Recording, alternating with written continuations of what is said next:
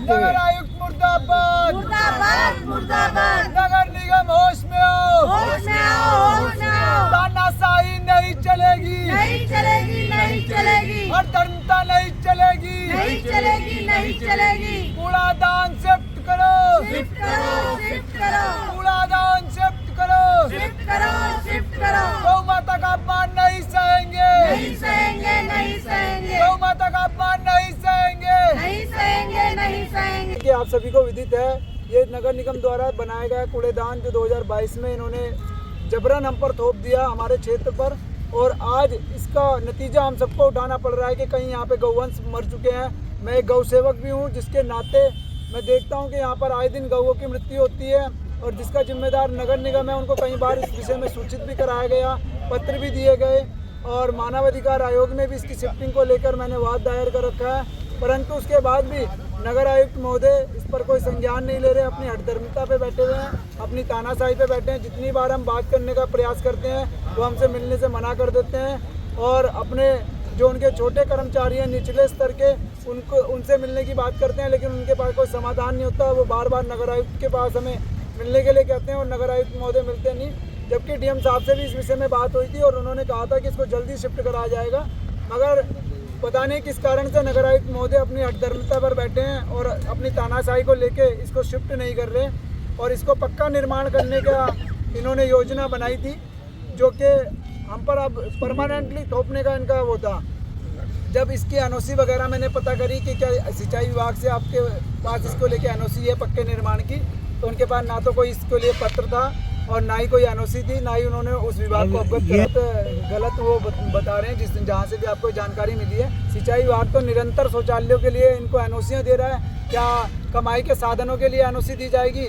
और ये जो एक समस्या का हमारा केंद्र बना हुआ है, इसके लिए एनओसी नहीं जाएगी। इनके द्वारा ना तो अभी तक कोई पत्र सिंचाई विभाग को दिया गया है शिफ्टिंग के लिए, और ना ही इन्होंने कोई अनुरोध किया है। हमारा कहना ये है जी, इस मार्ग से ये अंडरपास है, यहाँ बस्ती के लोगों को गुजरना होता है, तो ये सारा कूड़ा जो है रोड पे फैला होता है। सुबह सुबह गाय और भैंस यहाँ ऐसी होती है कि निकलना मुश्किल हो जाता है। आपकी मांग क्या है?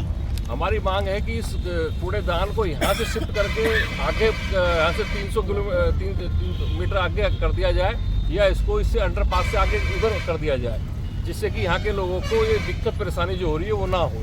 इसके कारण दुर्घटनाएं भी सड़कों पे हो रही है कि अंडरपास से लोग नहीं निकल पा रहे हैं। चाहिए। और मैं अपने आपकी लाइव वीडियो के माध्यम से ये कहना चाहूँगी कि यहाँ पे जो भी अधिकारी आए वो जिम्मेदार अधिकारी आए। जैसे नगर आयुक्त हैं, ये शहर के लिए आए हैं, शहर की व्यवस्थाओं के लिए आए हैं। यदि हमारी व्यवस्था के लिए ही काम नहीं कर सकते तो ऐसे अधिकारी का हमें क्या करना? हमारे को इनकी वजह से बड़ी समस्याओं का सामना करना पड़ रहा है। हमारा कोई भी जनप्रतिनिधि इनसे मिलने जाता है, ये उसे समय ही नहीं देते, और लोग फ़ोन करते हैं तो उनका फ़ोन ब्लॉक कर देते हैं। तो मैं धामी जी को आपकी वीडियो के माध्यम से कहना चाहूँगी, ऐसे अधिकारियों को तत्काल प्रभाव से निलंबित कीजिए। मैं तो ट्रांसफ़र के लिए भी नहीं कहूँगी, फिर दूसरे शहर में जाएंगे उन्हें दुखी करेंगे। इसलिए ऐसे अधिकारियों को निलंबित कीजिए, और ये जो हमारी मांग है इस पर आप जल्द से जल्द कार्यवाही कीजिए, सुनवाई कीजिए, इस कूड़ेदान को यहाँ से शिफ्ट कीजिए।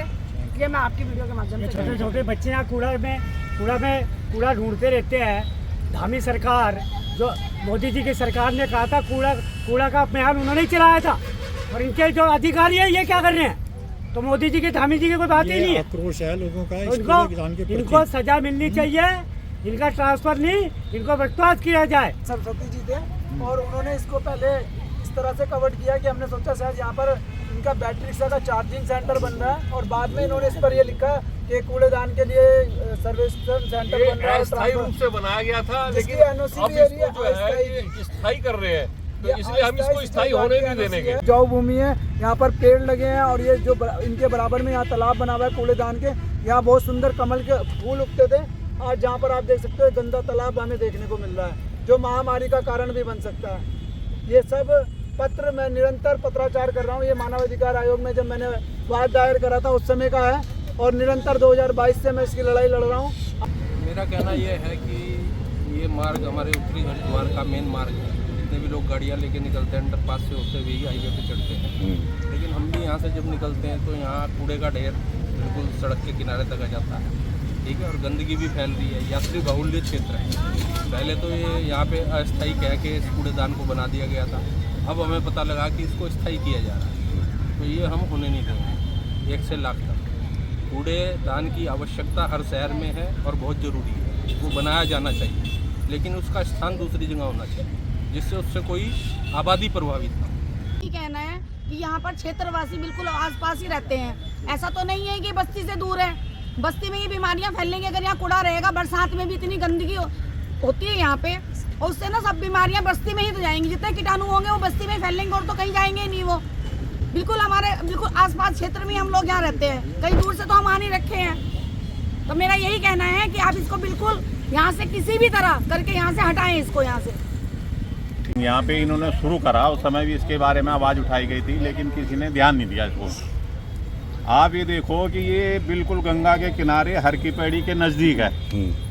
करोड़ों लाखों लोग श्रद्धालु यहाँ आते हैं। आप ये देखो, उसके बाद ये देखो आपकी इसका ये जो जितना भी गंद है, अब आप जैसे बारिश आ रही है, बारिश आ रही थी, ये बह के कहाँ जाएगा? इसका क्या संदेश जा रहा दुनिया में? मतलब कि इतना जो ये गंद जाएगा गंगा जी में जाएगा ना सीधा, या ऊपर तो जाएगा, चढ़ेगा नहीं कहीं, ये गंगा जी में जाएगा सीधा।